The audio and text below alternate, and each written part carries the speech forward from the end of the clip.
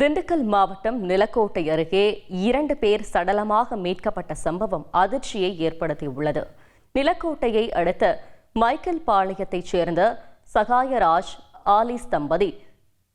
சகாயராஜ் பெங்களூருவில் உள்ள தனியார் கிரானைட் கம்பெனியில் வேலை பார்த்து வந்த நிலையில் இவரது மனைவி ஆலிஸ் மற்றும் 10 வயது மகனும் கிராமத்தில் தனியாக வசித்து வந்தனர்.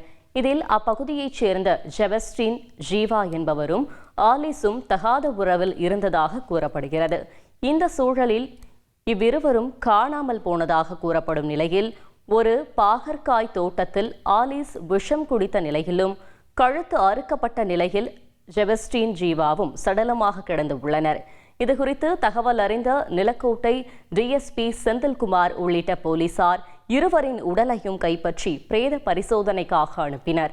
இதுகுறித்து வழக்கு பதிவு செய்த போலீசார் இது தற்கொலையா அல்லது கொலையா என்பது குறித்து விசாரணை செய்து வருகின்றனர். செய்திகளை உடனுக்குடன் தெரிந்து கொள்ள உடனே சப்ஸ்கிரைப் பண்ணுங்க.